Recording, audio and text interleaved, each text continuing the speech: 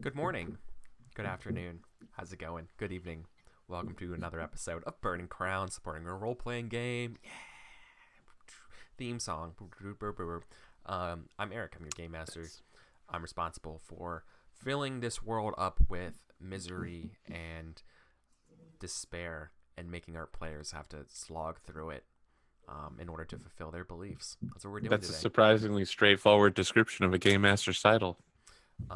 Yep, I construct existential Saw-like torture dungeons in order to see what our characters are made out of and how they will shape themselves to form to beat this obstacle.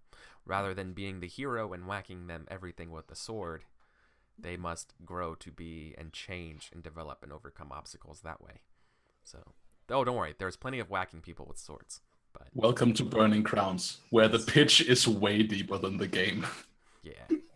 So, that's kind of what we're doing on the very basic level. But enough about me, enough about the game. Let's talk about the thing that makes this work, and that's our players and friends. So, AP, what's up, man? What you been up to? You know, I'll tell you what I've been up to.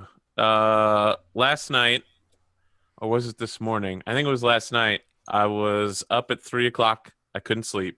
And I was scrolling on the Reddit RPG forums on my tablet. Now, I'm not signed in on my tablet, but I saw this really cool post that was called A Game That Focuses on Players Scheming Against Each Other. And I saw a post that mentioned Burning Wheel, and I was like, I'm going to upvote this. I'm going to upvote this. And it was like, you haven't signed in. I was like, fuck, well, who's the username? Guess who it was, motherfuckers? Guess who wrote that motherfucking post? Who did? A Who young man named Eric Fulgaris. Oh, that's so weird. Why would they do that? That's so crazy. I don't know. Why would you do that? Yeah. My life has been terrible, actually. I tried to launch my own Burning Wheel game, and one of our players' hard drives, as soon as they were getting ready for the show, completely fragmented and crashed. Holy shit. Yep. Yeah. We don't know if we'll ever get the show underway now. They might be looking at getting a new computer. That's the bakery game, right? That is the game where we bake pizzas. We spent an hour and a half talking about pizzas and dwarves and humans, and we called it campaign prep, but really it was just Burning Wheel discussions. That's awesome. That sounds dope. Cool. I mean, don't you think it sounds dope? No, get out. Dope. You're all terrible. No. I needed that. No. What? All right. Sam, Wizenfool, how are you? We missed you last I'm week. good. Yeah, I was sad to be gone last week. But it honestly kind of made sense for the story that I was just it would kind of not have made sense if it was just the next day. I'm like, hey, I'm back. How's it going, guys? I'm the prophet now. So I guess it was good timing. I was off in Utah snowboarding, which is always a good time. But I'm excited to play games. I've been thinking a lot about this. Yeah. I love how it just seems like when I go to my Discord, the Burning Crowns thing is always white. It's always messages going back and forth on it, plots and schemes and ideas. And I love how much effort and how much you guys talk about the game in a very, very, very real way. It's super awesome how much you guys enjoy this game. And I'm getting good feedback on YouTube of people saying that they're enjoying the game too, which is always nice. To be fair, some of that time is just me and Daniel having esoteric arguments about random historical nonsense, but that's okay. I mean, that's the game too, so Yeah, I'm sure Luke would agree with you on that. Oh man. Weird esoteric arguments about historical bullshit. Yeah. So, Daniel, Niren, how are you? I'm fine, thank you, Eric. I'm doing just fine. I am in a weirdly zen space right now because I have nothing to do for a few days. Yeah. And it's very weird. Well, didn't you just finished up grinding your dissertation, right? Yeah. Now to see, of course, if I can defend it in an examination, but at least now it's like a weight off my shoulders, and more importantly, it's a weight off my mind. I sat down to play Masks for the first time in a month with my group the other day, and I was like, I have no idea what I'm doing. The game feels completely alien to me, and I was super chill all throughout it. I was like, I have like way more brain space to work with for some odd reason, and I don't know how to function. Yeah, you have that freed up RAM. It's a real thing. You know, Daniel, now that you've freed yourself and your body from the obligations that you have on this mortal coil, I want to talk to you about training at Kunlan to become the Iron Fist. They really need a new defender, the one that was supposed to be watching the front door left.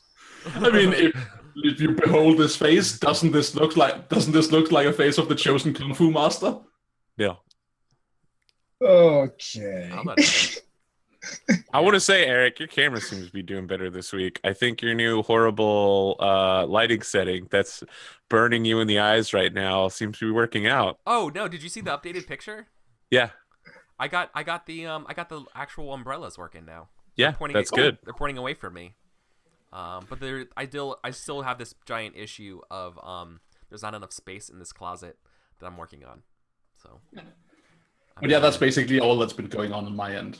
Also, like symptomatic of me having more brain space is the fact that I have been going on a heraldry binge for no reason. Yeah, it's been great. I've been digging it. Heraldry is cool. I've been reading a book about it. That's how crazy it's been. Wow. Okay, that's crazier than I thought. You need to talk to Greg Stafford about stealing my Irish heraldry, by the way. What? Yeah, I'm upset. All right, Earl Roderick from the Stafford Pendragon 5th edition. Yeah. His family's heraldry is my family's heraldry. Clan McCoyle. Really? Okay. The blue and gold fields. Yeah, that's fucking ours. I compared it to our document of certification of nobility. Yeah, he just fucking stole it. Whole ham. Just stole it. Not even the right goddamn country. It's a different island. What are you saying, Fuck off, England. Come at me, bro. Come at me. Fuck off, England. That's all I'm saying. You got to steal all of our cool designs. Yep. Speaking of stealing cool designs, let's talk about our beliefs. So, let's get ready to play this game. As if you had never seen Burning Wheel before, you're in for a treat. This game orbits everyone's beliefs, and we have a little document. We always talk about what we're gonna have for our beliefs and whatnot. So let's just go ahead and do a quick review of what they are. So, let me open the document. But who wants to go first? I can go. Okay, that makes sense. You are also the first one on the list, so. Yay. Yeah, so I have pretty much all new beliefs because last time we saw me, things were kind of different.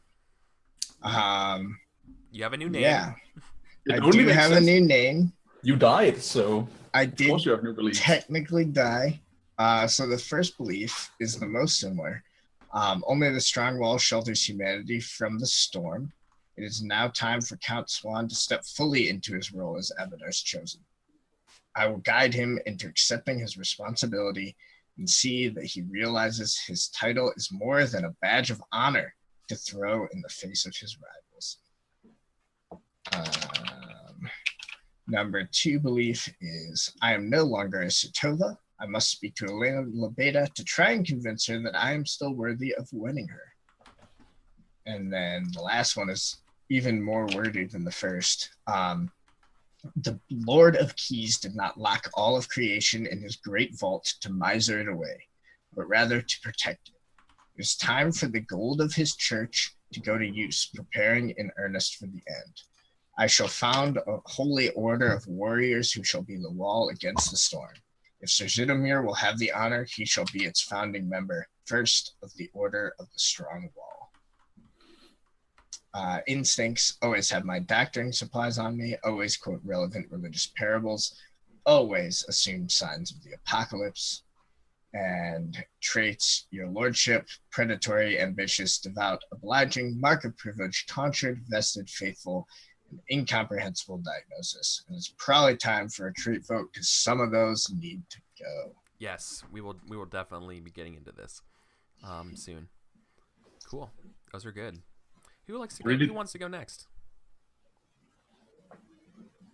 Don't everyone fucking say their beliefs, guys.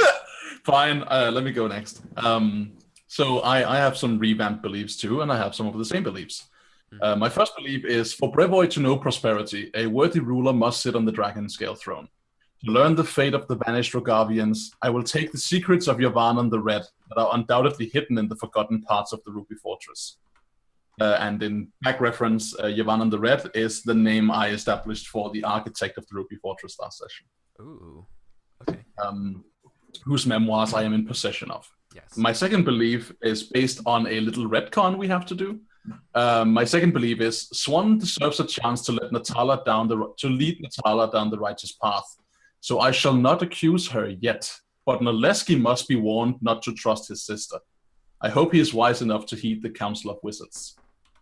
And this is based on a little change I have to make. Last session, I was in conversation with Paul Orlovsky, in which I urged him to seek rulership of Brevoy, for he was known to be the wisest and most virtuous of the lords. But that has changed because it has come to our attention that Noleski is in fact blood descended of Rogavians. His grandmother was Myrna Rogavia. Yes. And as a result, he is the rightful heir, and that would take precedence in Mason's mind. So, sip, sip, sip. I'm going to go and talk to Noleski. Yes. That's fair. The slight retcon is that think of this. But- No, well, hear me out. This is what's going on. Think of so the country of Brevoy is currently Noleski Sertova is currently operating as if his dad is on an extended vacation. If that makes sense. Like that is the state. Regency. He's a regent. He's pro tempore, right? He's for the time being the authority head. Until we can recover the proper Rogar, like the actual Rogarvian heir, right? If others exist. If those exist. But because everyone's disappeared, these are the only remaining, these are the next in line, right? So the question is whether or not do we give up the search for the actual, rulers, and or do we just proceed now with this plan and swearing them in now officially at the King's Moot in a year, right? That's the big question, right? Is the time to grieve over almost, right? Yeah. If it is grieving, if they're still alive, like do we, that kind of stuff, and that's what the country is focusing on right now. Yeah. And the way I play this with Mason's beliefs is, as you will notice based on the first two beliefs that I've just mentioned, is the first belief ties into finding the lost Rogavians, because if they are to be found, they will be, as far as Mason is concerned. And if one of them has a better claim than Noleski, then so be it. Yeah. But until such a time that it can be said that others exist, then he is the heir apparent, as far as Mason is concerned, and therefore he gets the support. And it's, of course, important that his devil-abiding, tyrant-worshipping sister does not get to pollute his mind any further. Yes. So. And then my third belief is, by secret my craft, by virtue my path. There is yet enough fire in the hearts of men to steer a course over dark seas. I must start rallying those who would defy the tyrannous stars. That is because we're going to stick it to fate.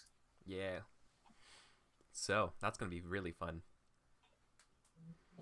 My instincts and traits have remained as they are.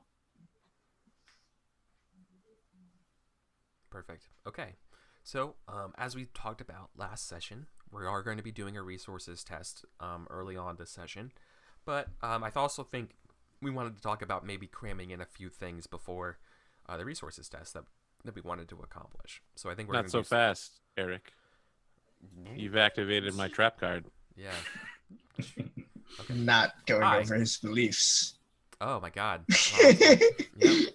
Look at me. I get so excited. I forget. I forget that we have 3 players. So excitable.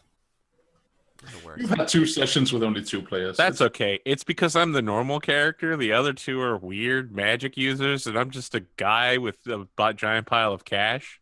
Yeah, you know, I can't the summon the average fire Joe. of the gods. All I do is walk around and talk to people and occasionally hand them a bag of money. I'm We're just a working on billionaire. getting you some magic. I am just the billionaire playboy Christ figure of the local state religion. Totally relatable. Billionaire Playboy Christ figure is the perfect fucking name for Sulius Aurelius that I've ever heard. That's exactly what he is. It's the name of Count Swan's autobiography. Oh my god, you're literally the fucking like Iron Fist, like scion of the house. Of No, the great please. house. Fucking, Iron Man. The worst. This is the worst. Tony Stark. Please let it be Tony Stark. All right. If there's We one just need to thing get I you know a about super Iron suit. Fist, No, you are. Yeah. it's the worst Netflix Yeah. series so far. No, easily. Sulius. No, I would say Sulius is more like the. I've gone down this weird religious path. I mean, and this Sulius is huge- very Moses-y right now.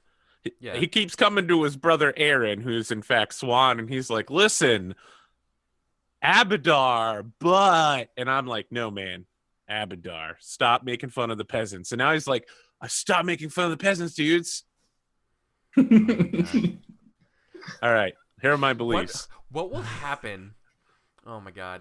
Okay. I keep thinking about, dude, I'm waiting for this. I want to let you know this. I'm waiting to make some sort of like, I'm waiting for the casus belli here, right? I'm waiting to drop this hammer appropriately, where Abadar has to tell you, in order for you to accomplish your objectives, that you must sacrifice your wealth. You must become like ascetic. That's ridiculous, though. That's completely against all of Abadar's tenets. I can't. I'm not gonna shoehorn that. I have to wait for I will. But I'm letting you know that I'm trying to make that work in my head somehow. Listen, you I will figure it motherfucker. out. I I'm will not figure seeing it out, any and I'm coming for volcanoes you. nearby. So if you get me and Sulius on a ledge over a volcano and he's like, cast your wealth into the fire, I'm pushing him in. Yes, I can't wait. I can't wait. I work for that. I know. It's gonna be fun. Sorry. All Anyways, right. let's talk about your beliefs, buddy. I need to secure the Queen's alliances. Therefore, I will meet with the Lepatans. Have Mason arrange a meeting with the Raven. I will buy out his services. The dreams have spoken. The prophet works for me. It's time to remind him of that. I am responsible to the people. I like how yours are just like pithy. Straightforward. Yeah. You're fucking. Well, the That was fourth nice. one gets written for him. Yeah, that's true. Choose. But most of my beliefs have always been straightforward, except when I try to make Disney references. Yeah. Yeah. Then everything gets convoluted and weird. And then Daniel got me writing fake scripture last week, so it just kind of flowed naturally into the beliefs. I don't know that I should take responsibility for that. You were pretty good on getting on. I was like, what does that even say? And you were like, let me write you a Bible passage. Yeah, that's true. You wrote some pretty sick Bible passages. So if you ever wanted to get into like the Burning Wheel, fan fiction universe, like we got it. We're good. All right, so let's go over the game screen. Let's get ready to jump in on this. So like I said before, I realized that that Ronald Swan is absolutely right. He had to give us his beliefs with us. We're gonna do a little bit of vignettes here, like just cram a couple more things in before we do our resource test. Because we've been in the capital for more than a month, and so we're kind of due for a resources roll. So let's talk about it. Let's do it. Who wants? So I know a couple people want to do some stuff beforehand. So who wants to start? Do you want to start, Sam? I would be happy to start by failing a faith roll. Sure. No, I mean, I think I want to do like kind of like a I think that there would be like some sort of like ritual that I would be like expected to perform, and then I was gonna try to kind of like link that in, not necessarily link it in mechanically, but link it in fictionally with sort of praying for a miracle to I think the idea would be so that like I can sort of carry the faith of the council forward with me out into the world when I when I leave. What do you mean when you say that? 'Cause I'm not sure I'm following. What do you mean? You have the council's blessing as a prophet. Yeah. Right? So one of the faith miracles that I can do is to essentially give. Let me read. So it's a +1d. Meeting the obstacle grants +1d to any skill, stat, steal, or health test. So I couldn't even do it for faith. Never mind. Additional successes added +1d to a maximum of +3 dice. Choose what is in it at the time. So basically, let's back it up even more. Like, what are you fictionally doing right now? Let's talk about that. What are you fictionally trying to do other than you saying, I just want to make a miracle, which I don't understand the context about, right?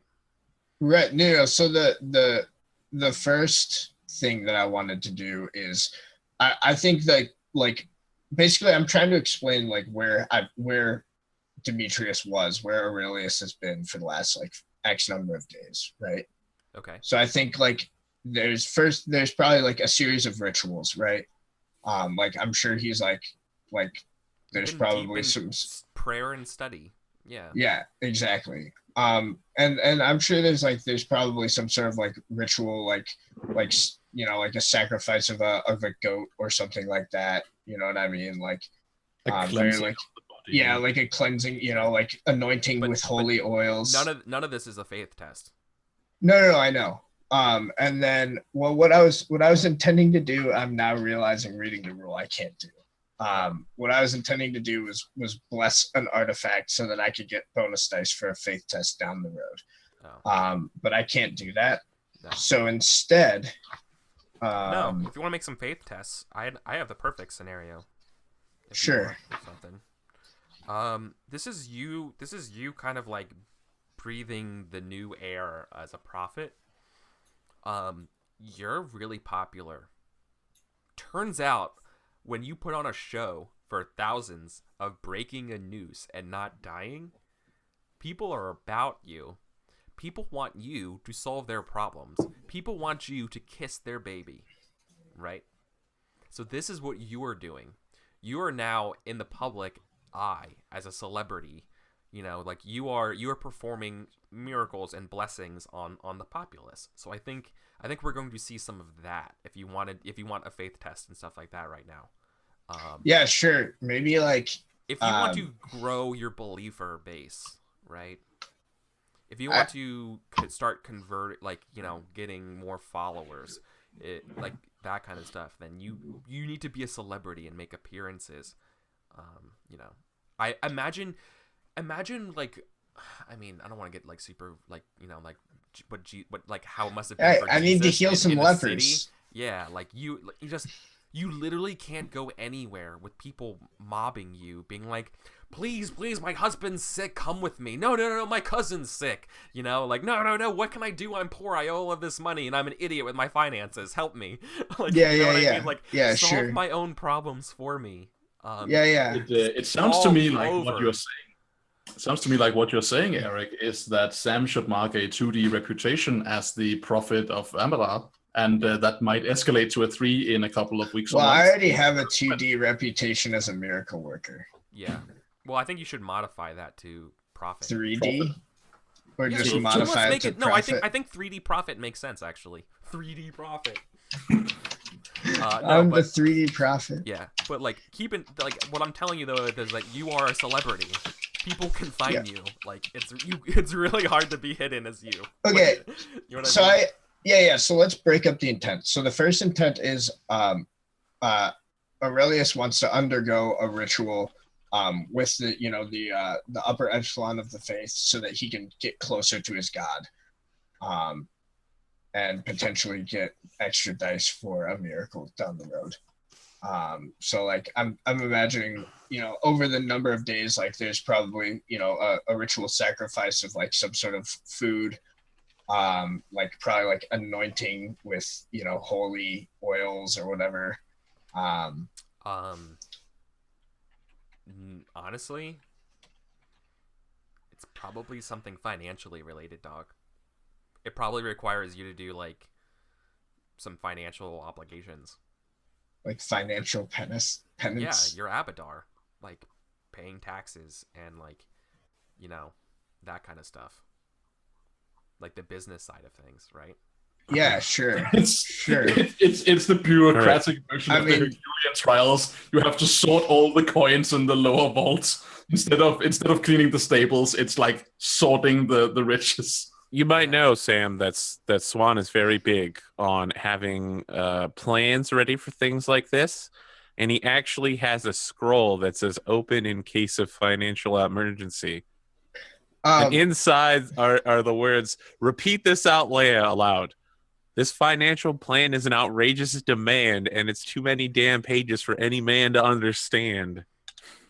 Okay, that's all you have to do. Just say that to anyone who comes to you looking for money.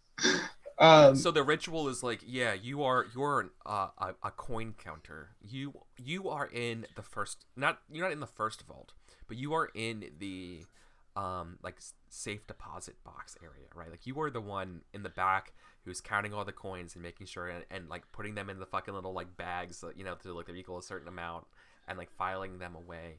And you have to do all of these like this tedious labor. That's like this is how commerce happens, right? Like you're serving in like this very humble way. Exactly. It's very much like the cleaning of the stables. It's like you are doing like what a page would do. Right? The trial of the copper counter. Yeah. Yeah, sure. So basically, mechanically, am I making a resources test or am I making a ritual test? Your intent here was to get advantage dice on future faith tests, right? Yeah, like with a ritual. So basically, the intent is to be closer to Abadar for the future test down the road. So you're essentially like you're arguing to make a link test for whatever your next faith test is. Yeah. Let's go with ritual. Sure. But can the consequences be divine? Is that I guess. Consequences can be whatever you want. You just gotta tell me before I like lock it in with the I think the failure is that both. Abadar. I think Abadar is going to be very strict with you, and I feel like I don't know what this mechanically looks like, but fictionally, what I'm thinking is that like you can't touch money without it burning you until you like realign yourself with Abadar.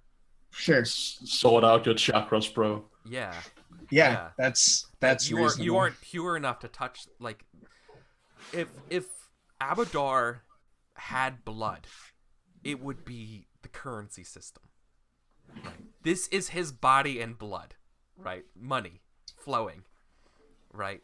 Exchanging hands, all of this stuff. Either I succeed in the ritual. This is his heart. This is literally his bank is the heart of him. Yeah, right? absolutely. Yeah.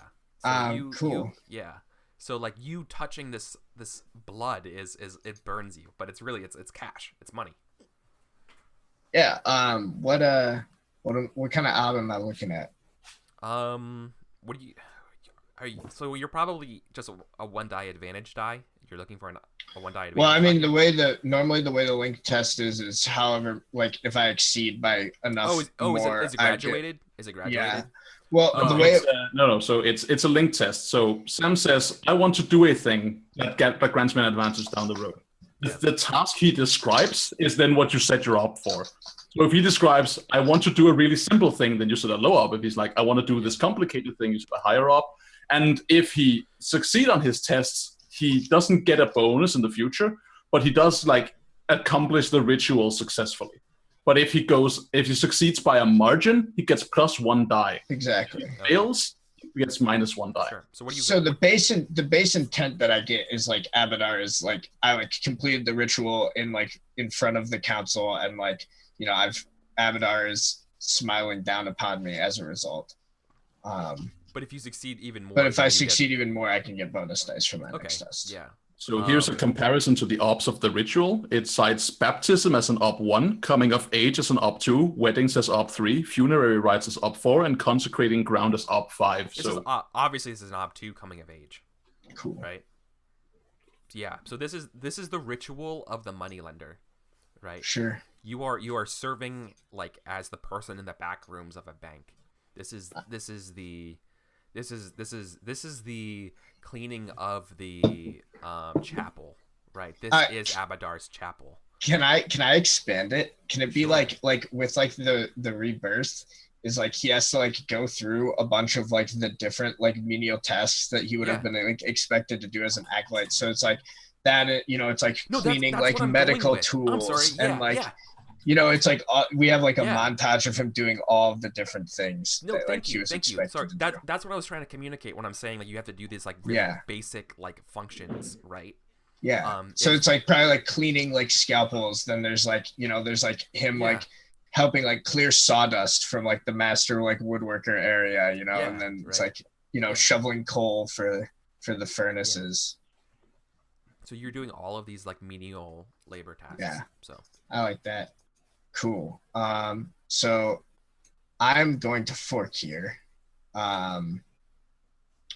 Can I do religious history? Because I'm guessing I'm the first prophet that's been around in a while, and we're trying to like base this stuff off of, you know, things that have happened like in the long past. Like all of these like rituals are like rooted in this like ancient historical. no, but I'll allow doctrine. Okay, so doctrine for a fork. Because this isn't like esoteric like you're talking about. This is more about these are the things that acolytes do. Sure. You just have to do them all over again. So I think it's more doctrine. Doctrine. Can I fork bureaucracy? Because we talked about like specifically that is involved. Yeah. Let's see here. Yeah, you're doing the ins and outs of business. The assessment of the actuary is what Yugi says. That's perfect. Abadar wise. That's the higher level one. Yeah. Okay. Yeah, Abadar wise for sure.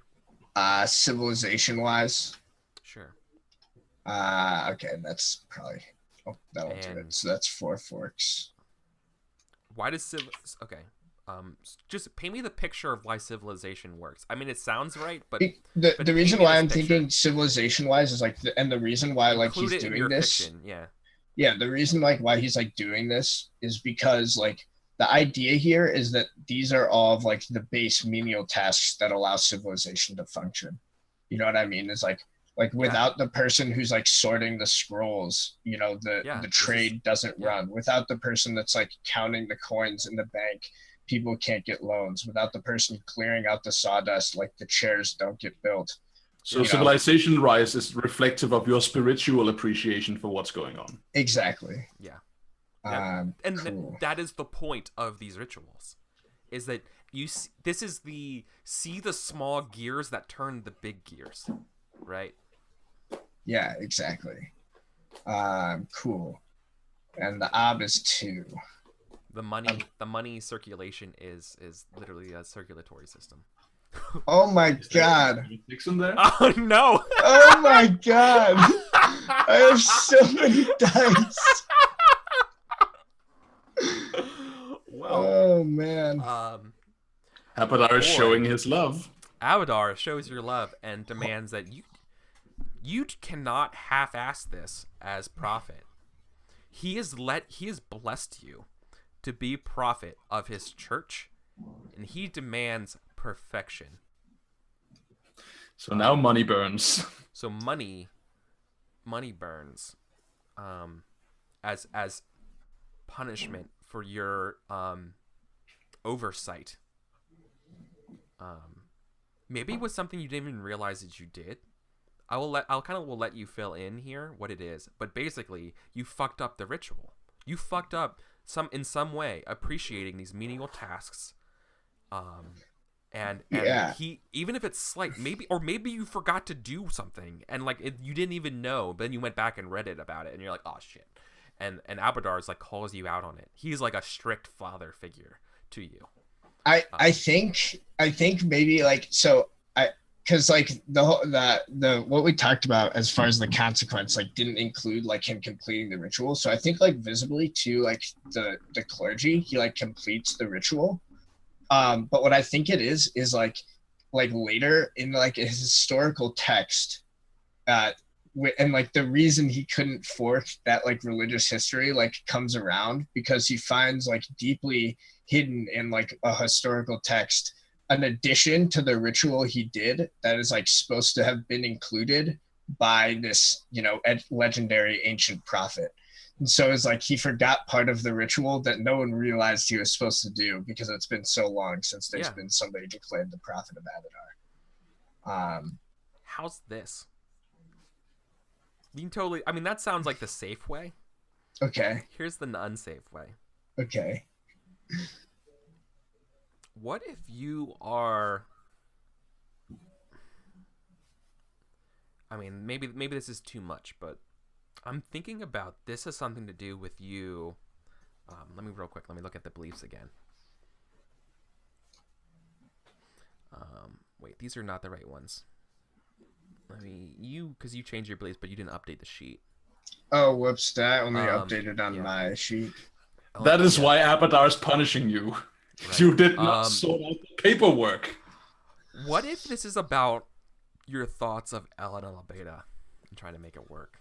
And it's like you're thinking about that instead of I feel like you're introducing more complications now.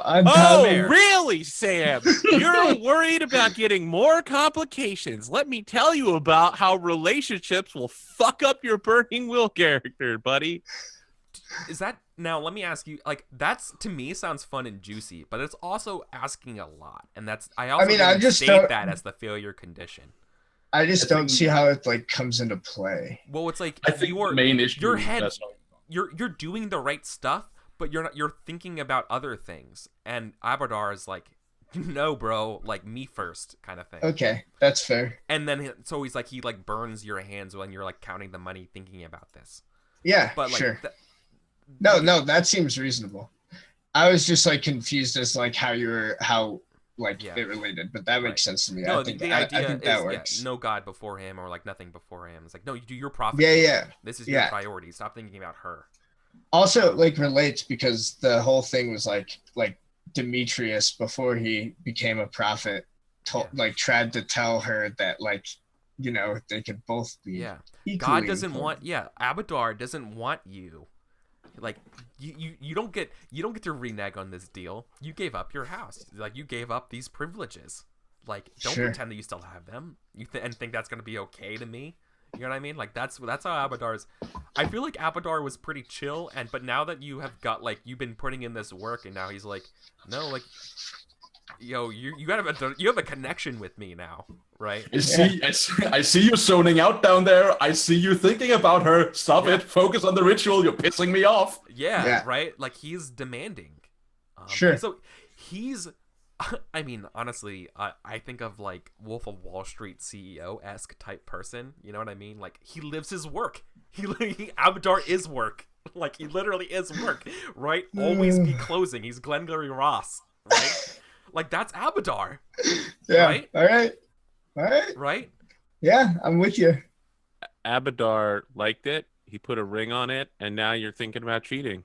That's all I'm saying. He's like, he loves marriage. Spiritual ring. He loves the idea of marriages and children and increasing the labor force and all that kind of stuff. But not you. You have a different job though. You have a different thing to play, right? Like, be careful about how you spend your free time. Like, you're not slipping out of work early. You know what I mean? Like, yeah. Right. I feel like Abadar is becoming that type of person. Cool. For the people that are like underneath him in a very strict way. Does that sound fair?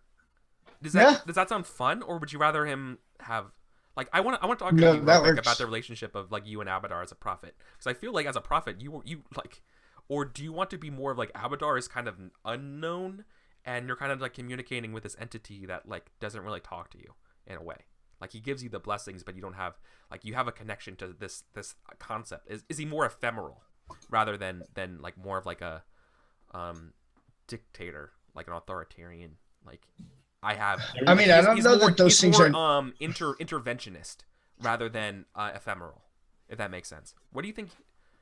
I think it's like out earlier, but like now that you're a prophet, we should talk about it. I think it's a little bit of both, right? Like it I don't think it's like non-ephemeral. Like I don't think he's like directly like being told in like a like verbal like no. God whispering in his ear type way. No. I think like the way that basically I think up until now, the way that he's been sort of indicated whether or not like he was doing what Abadar wanted was whether or not like his miracles were working, right? Yeah. Like he would like kind of just like when miracles were working, he was like, "Oh, I guess it means I'm doing the right thing. Like it's working." Working God's will by like, trial and error.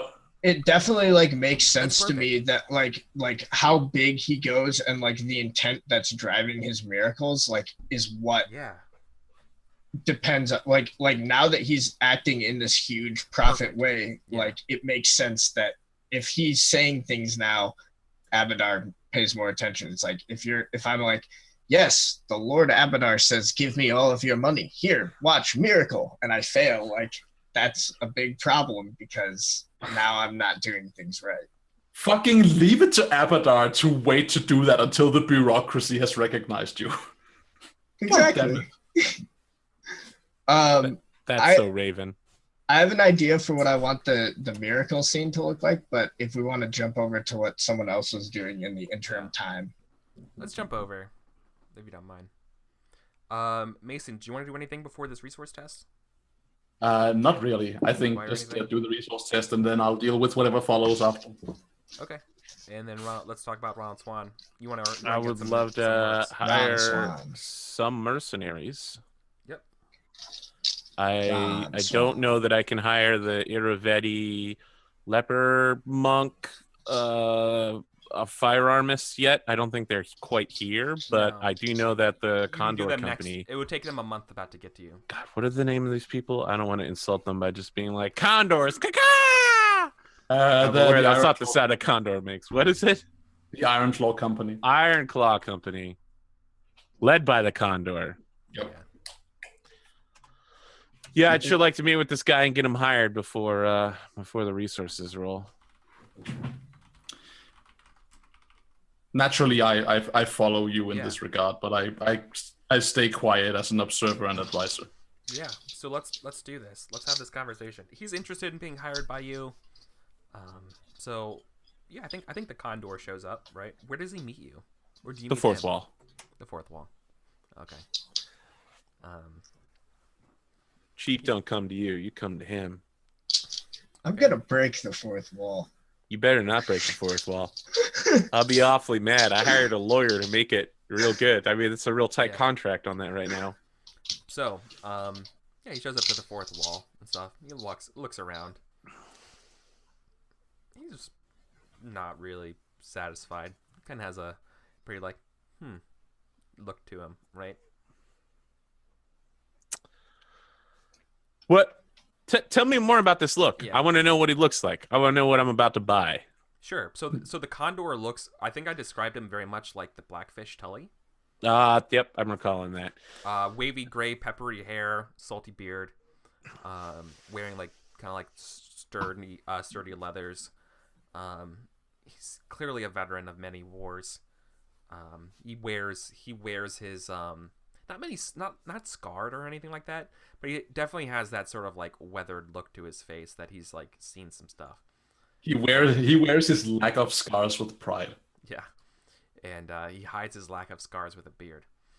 But no, he looks around pretty like, very confident, stands up straight, very much.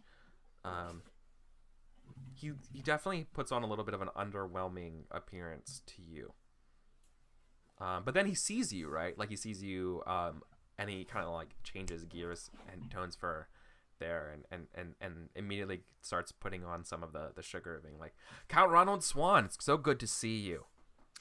Why don't you and I sit down, have a drink? We've got some fantastic 40-year single malt. You can't get it anywhere else. Only place in the city. Is this true? Probably. Okay. Probably. Wow. Maybe. Yeah. Sure, let's say yes. Okay. I mean, I'm kind of fielding it to you. Like, I feel like that this is a thing that I see in Lost and other TV shows where there's a guy that's like, this is this incredibly rare bottle of alcohol that I'm drinking with you, a person I just met. Yeah. Yes, that is a trope. That happens to Desmond like 4 times. Yeah, so I think he asks. I think he jokingly responds, being like, "Oh, is this a business deal or a date?" I look at Mason and then look back to him, and I'm just I, like, I just Oh, is share Mason? your, Wait, is Mason here? Mason Yeah. is here. Okay. I share your look for a moment, Swan, and I just like my face cracks in a wide smile. Just like, yeah. Oh. Yeah. So yeah, he says it's the date. He actually, you know what he really says though? Like if this is the show, he's like, "Oh, you do this for all the ladies." Oh, wait a minute. I'm here in a capacity as advisor, so I guess Yeah. as you look at me, I comment on Ronald Swan, He's joking Avon with Darrow, you. the Condor. Yeah. He's yeah. No, the Condor. I don't break out this alcohol bottle everywhere that Mason goes with me. It's true. I can verify. Wonderful. Weak counter-serve, but there I go. I could say you're putting a lot of work into this place. You are really making this come along. I remember It's when a side project of mine, a hobby of sorts. yeah. He's totally playing into your he's trying Yeah, to I play know. up that you're a man I of know. wealth and yeah, okay. You have a lot of money. Right. Yeah, I know what's coming. Okay.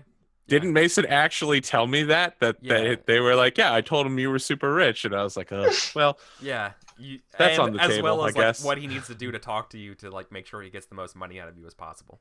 I mean, Yeah. how do you think you attract a mercenary company? You do it by saying like, this guy has a steady cash flow. by paying them, not by Yeah. overpaying them. I mean, I'm saving the Yeah. overpaying to hire the hostile mercenary companies.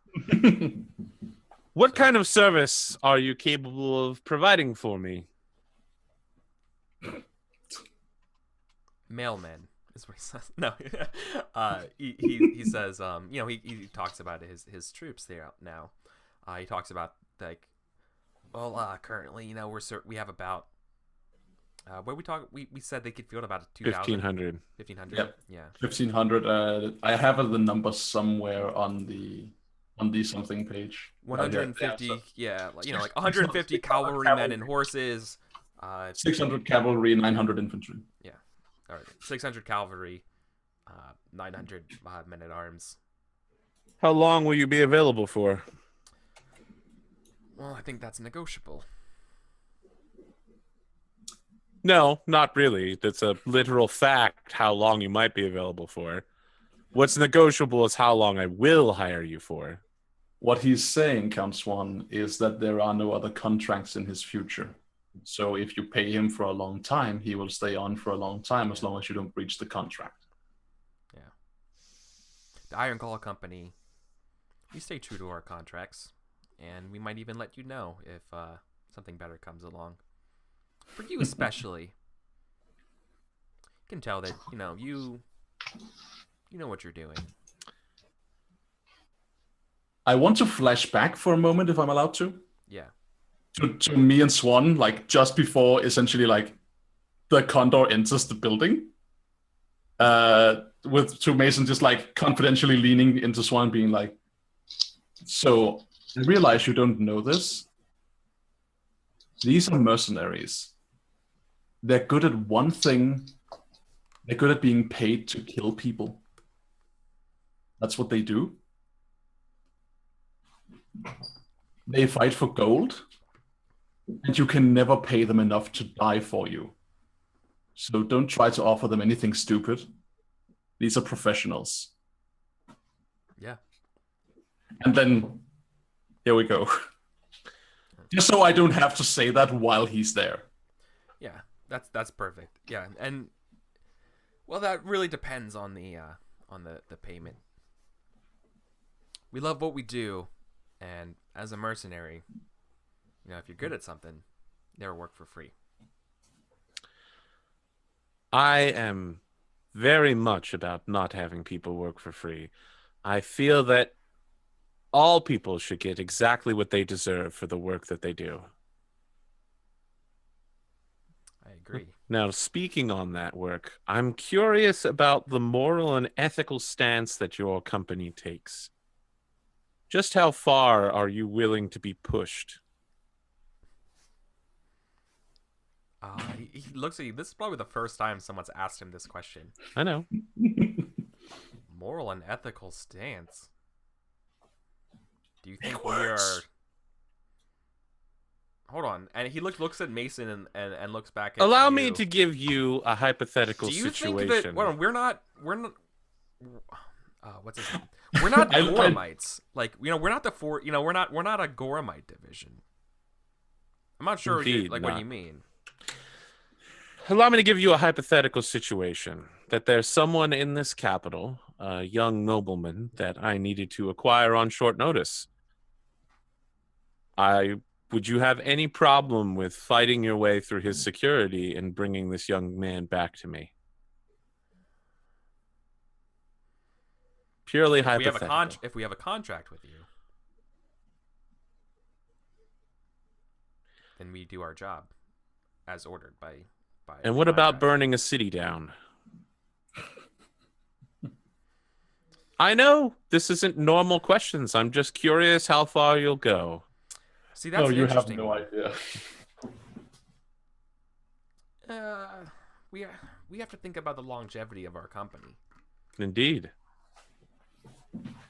Doing too drastic of measures may put off future business ventures. It might require an increase in pay. Ah, there it is. Yes, you're exactly the kind of mercenaries I want to hire. Let's talk about pricing then. Okay. That sounds fair. So I can tell you that any trades and stuff mercenaries are in high demand in these times. These are very uncertain times, as you know. I'm aware. I won't lie to you. I've been approached by other nobles. Lesser nobles. I look at Mason, where Mason was just explained to me that they were completely free of contracts right in front of this guy just moments ago. And I'm like, you fucked up, Mason. I haven't accepted any of them. Yeah, I look at you like, I know, I'm right. Yeah, he hasn't accepted anything though, right? He hasn't. They're still available. They're looking for the best offer, right? So it's a buyer's market, right? It's a seller's market. It's a seller's market, right? Is that the right term? When I it's think like this? so. Yeah, it's a seller's market for mercenaries these days. A businessman like yourself would understand.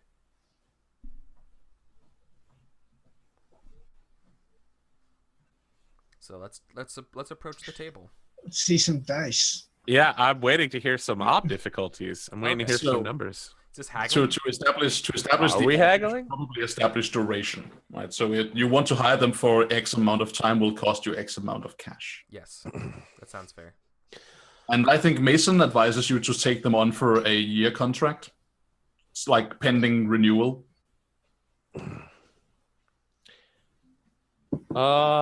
Sure. Sounds good. Are we haggle-offing?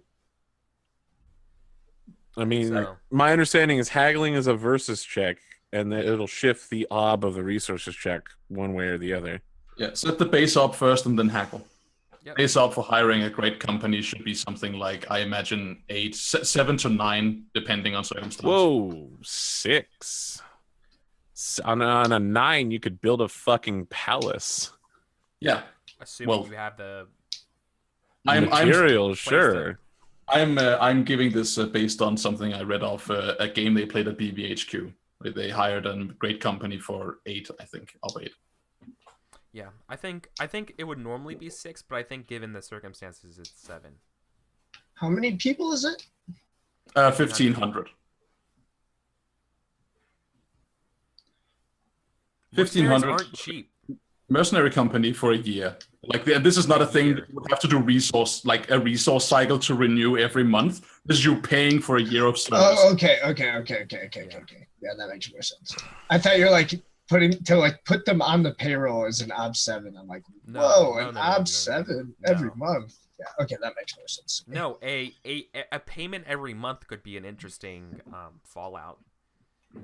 if so, like a month-to-month basis or something, rather than basically lump summing it.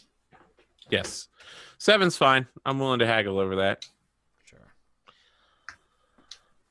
You can draw on my coffers as well if you need help. I should also gladly help you. Actually, I say gladly, not gladly. I will help. Avon. Can I call you Avon? I prefer the Condor. The Condor. Really? You prefer the name The Condor in casual conversation?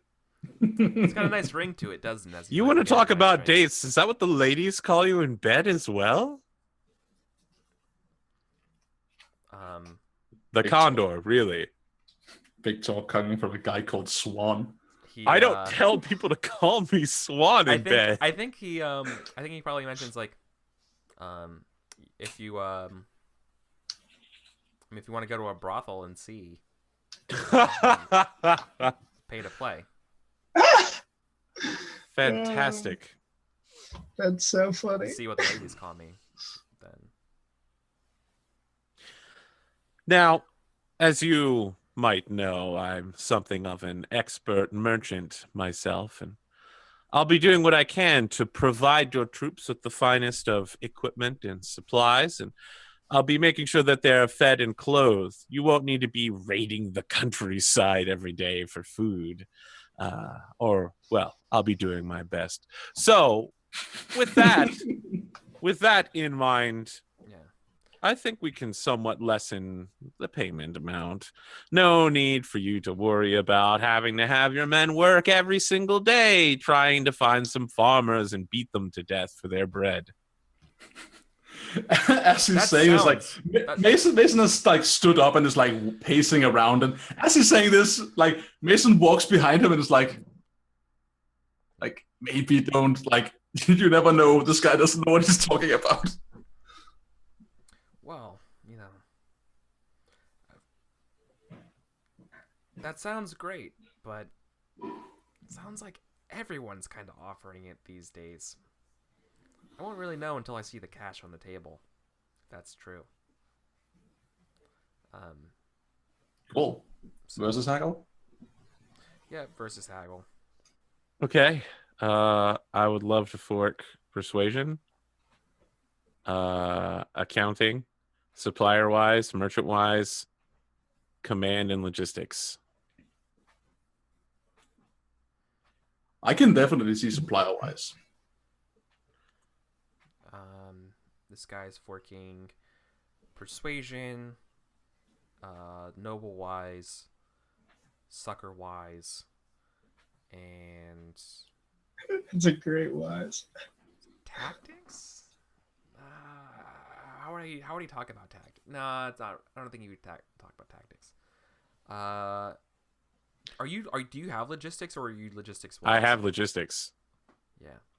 I think logistics could be forked. Because you're talking about. I'm a little concerned that you're using sucker-wise against me. Well, he knows. I assume that's fucking Mason's doing. I'm right here, Moon Capitan. And I'm giving him 1 die advantage because he was talking with Mason about it. Mama Swan didn't raise no fool. Very upset about the situation. All right. 1, 2, 3, 4, 5, 6. Yeah, 6. I have 6 as well. 6 bonus die. 4 successes. 4 successes. I'll fate. He's gonna fate as well. The Condor is an important dude. God damn it.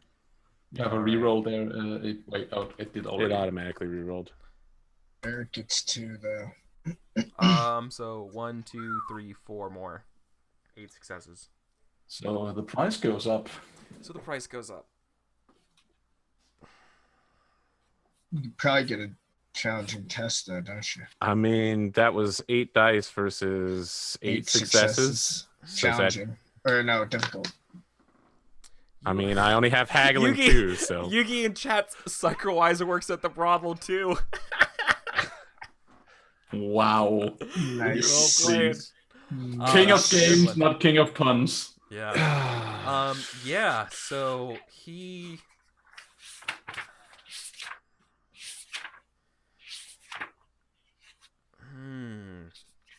I mean, it goes from a 7 to an 8, right?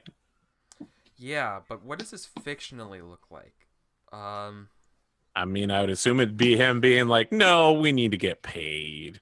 He just keeps playing up the fact that they're the only game in town right now until my Probably other game mentioned some of arrives. their other contracts. Yeah, he probably will mention. Well, he won't tell you exactly who they are, right? But he'll mention that. I think in the end, Swan just gets frustrated having to like mince over small amounts of money. Like, do you have a keep for us to garrison at? You know, like, do you have a place for us? A keep for you to garrison at? That's ridiculous.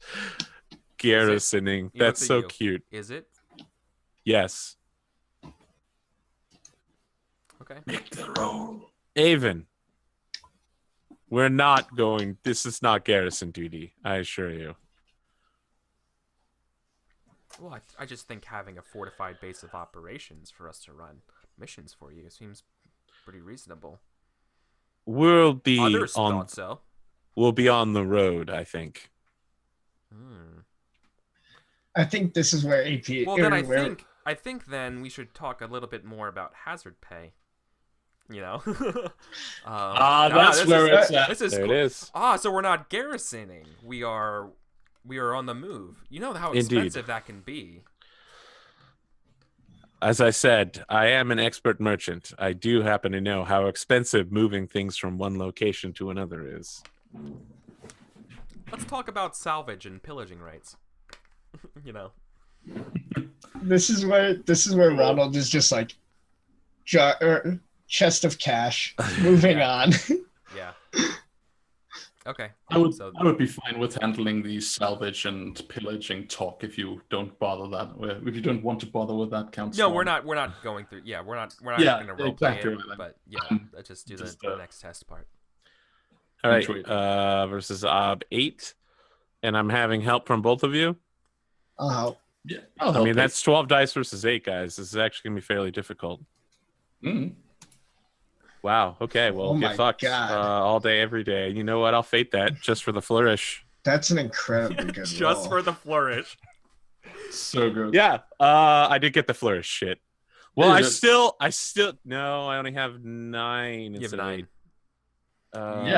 You go one above, so you can spend that one success. So you hire, all right. So I think what happens is literally what does this look like? he's like, show me the cash, and I just literally kick a chest from out under the tablecloth, and it falls. It's perfect because we've set up like a loose floorboard so that the chest will run into it, and then the lid will flop back, and it's filled with jewels and gold and stuff. And I'm like, that's enough for 1 year, right? It's so hard to keep track of such small amounts of money. But I took like a half an hour practicing this several times. We come back to it. Yeah, you're just trying this all the time. There's a guy with like a turtleneck going like, no, try from the other angle.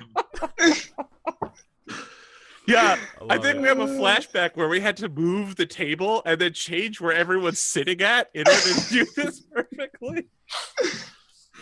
Yeah, and so he looks it over.